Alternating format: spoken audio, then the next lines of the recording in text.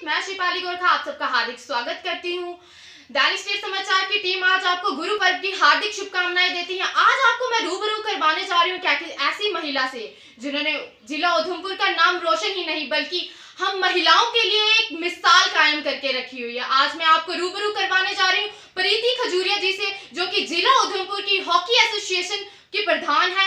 आज मैं उनसे बातचीत करना चाहती हूँ, उनसे पूछना चाहती हूँ कि वो इस मुकाम पर पहुंची हैं, उसके क्या ऑब्जेक्टिव्स हैं, वो हमसे अपनी इंस्पिरेशन, अपनी मोटिवेशन, अपनी हर एक कला के बारे में हमसे शेयर करें वो सब कुछ। थैंक यू शिफाली, पर आपने इतने ज़्यादा वर्ड्स मेरे लिए यूज़ कर लिए हैं और मुझे नहीं लगता कि अभी मैं उस इतनी तारीफ की कैपेबल हूँ, क्योंकि मुझे वहाँ तक एक ऊंचाई तक पहुँचने के लिए मुझे अभी बहुत काम करने हैं। तो ऑफ कोर्स अब मुझे हमारी जेएनटी की एसोसिएशन ने एक मुझे रिस्पॉन्सिबिलिटी दी है, मैं यही कहूँगी।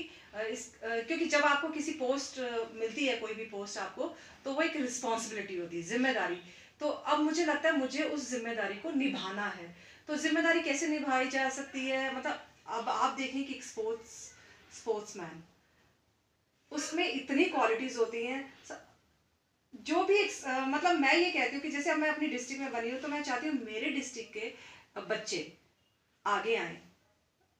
आगे जब आएंगे तो मेरी डिस्ट्रिक्ट का नाम होगा, क्योंकि श्रीनगर हम सुनते हैं, जम्मू सुनते हैं, तो कहीं ना कहीं उधमपुर डिस्ट्रिक्ट इग्नोर्ड रहता है।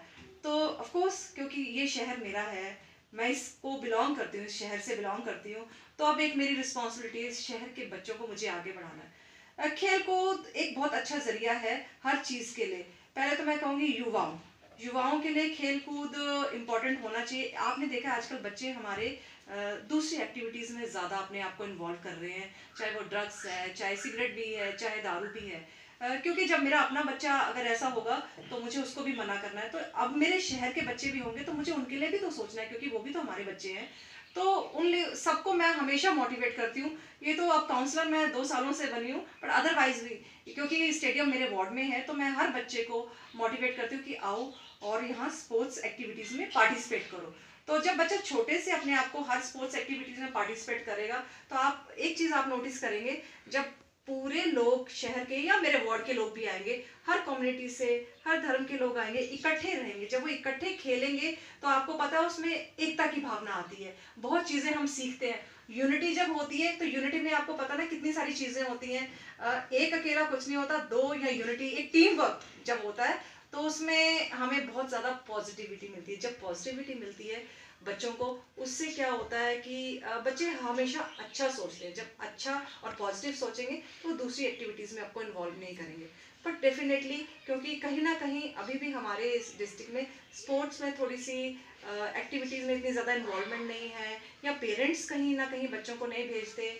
तो मैं ये कहती हूँ कि हर जी, आपने कहा कि पेरेंट्स कहीं ना कहीं बच्चों को नहीं भेजते हैं। मैं आपसे एक क्वेश्चन करना चाहती हूँ कि जैसे कि हम नारियां हैं, लड़कियां हैं, तो उसमें हम देखते हैं कि लड़कियों में इतना टैलेंट है कि मतलब कहने की बात नहीं, हर एक किस्म का टैलेंट उनमें है, लेकिन उनके पेरेंट्स जो हैं वो उनको घर से बाहर नहीं जाने देते हैं। आप इस विषय पे क्या कहना चाहेंगे? आप बिल्कुल ठीक कह रहे हैं। गर्ल्स, क्योंकि मैं खुद एक वुमन हूँ, तो मैं चाहती हूँ कि गर्ल्स बिल्कुल बाहर आए और खेले। हाँ, कहीं ना कहीं पेरेंट्स, आज भी हमारा थोड़ा सा ध्यान वही रहता है कि लड़का पहले, चाहे हम कहीं भी सोसाइटी में कितने भी आगे चले, लड़का पहले और लड़की बाद में। और एक नारा हमारी सरकार ने भी दे रखा है, बेटी पढ़ाओ बेटी बचाओ, बहुत अच्छा है, वो मुझे अच्छा लगता है। बट मैं कहती हूँ जब समाज में बेटी पढ़ाओ बेटी बचाओ पढ़ा दोगे, पर उनके लिए और एक्टिविटीज़ आप नहीं क्रिएट करोगे, अपॉर्चुनिटीज़ नहीं करोगे, तो पढ़ाई कैसे? और हर लड़की पढ़ नहीं सकती, क्योंकि मैं फिर वही बात कहूँगी कि हर बच्चा पढ़ाई की फील्ड में आगे नहीं होता।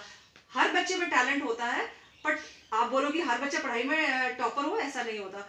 तो फिर कुछ एक्टिविटीज़ एक्सक्लूसिवली मतलब कुछ ऐसी प्रोग्राम्स या एक्टिविटीज़ गर्ल्स के लिए भी होनी चाहिए। गर्ल्स की भी हॉकी टीम होनी चाहिए, गर्ल्स की हमारे डिस्ट्रिक्ट में गर्ल्स की क्रिकेट की टीम होनी चाहिए, वॉलीबॉल की टीम, बास्केटबॉल की, हर चीज़, हर एक्टिविटी इक्वली होनी चाहिए। जैसे बॉयज़ के लिए ये प्रोग्राम्स होते हैं या ये लीग स्टार्ट की गई है, वैसे गर्ल्स की भी टीम्स होनी चाहिए।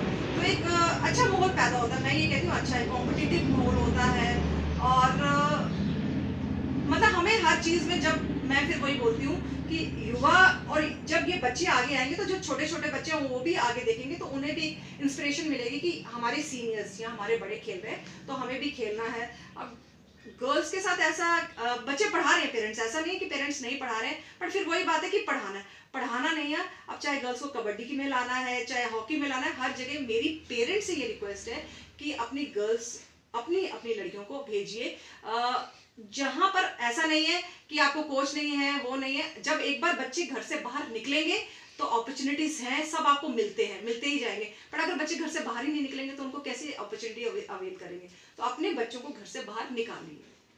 हाँ जी, जैसे कि हम सब देख रहे हैं कि मतलब मैं ये पूछना चाहती हूँ कि कुछ युवा जो हैं खेलने कूदने में इंटरेस्टेड होते हैं, लेकिन उनको एक अपॉर्चुनिटी नहीं मिलती है खेलने की। आप मतलब कोई रिच हो गया, कोई पुअर हो गया, तो आप इस विषय में क्या कहेंगे? उन गरीब बच्चों को भी अपॉर्चुनिटी मिलेगी खेलने की? नहीं, ऐसा नहीं है। मैं ऐसा नहीं समझती कि रिच या शायद होता होगा, बट मुझे ऐसा नहीं लगता। बट कहीं ना कहीं बीच बीच में भेदभाव अब भी हो रहा है। शायद हो रहा हो, बट क्योंकि जो चीज मुझे पता नहीं, मैं एकदम ब्लेम नहीं लगा सकती। फिर मैं अपने डिस्ट्रिक्ट के या अपने शहर के, टाउन के बच्चों को ये बोलूंगी कि आपके पास स्टेडियम है, स्टेडियम में कोच भी आते हैं, आप एक बार घर से बाहर निकलिए, कोई सीनियर जो आपको खेलता है आप उसको अपना कोच बना लीजिए। जब आपने उसको कोच बनाया तो वो आप उसके साथ जुड़ गए, जब आप उस खिलाड़ी के साथ जुड़े तो डेफिनेटली वो आपके लिए कुछ ना कुछ करेगा।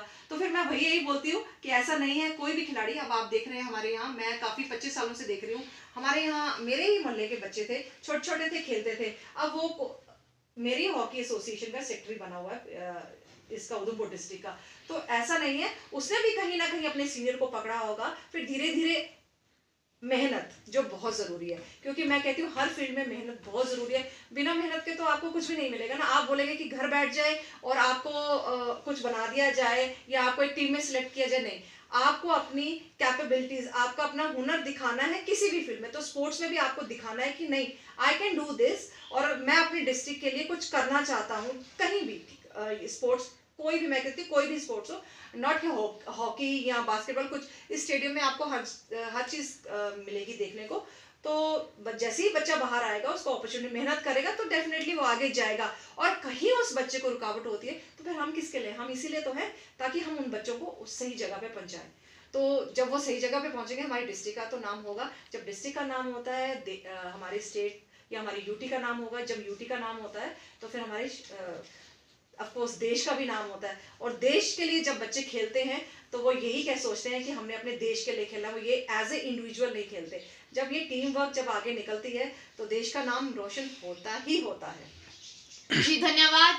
तो ये थी प्रीति खजूरिया जी, जिन्होंने आज हमें बहुत अच्छा एक लेसन दिया, युवाओं के लिए और युवतियों के लिए भी। इनका कहना है कि लड़कियों में टैलेंट है, वो अपना टैलेंट दिखा सकती हैं। वो हर एक पेरेंट से अपील कर रही हैं कि अपनी बच्चियों का टैलेंट जो है वो आप शो ऑफ कराओ, ना कि उन्हें घर में बंद रखो। इसी के साथ मुझे दीजिए इजाजत। मैं शिफाली गोरखा, दैनिक स्टेट समाचार उधमपुर।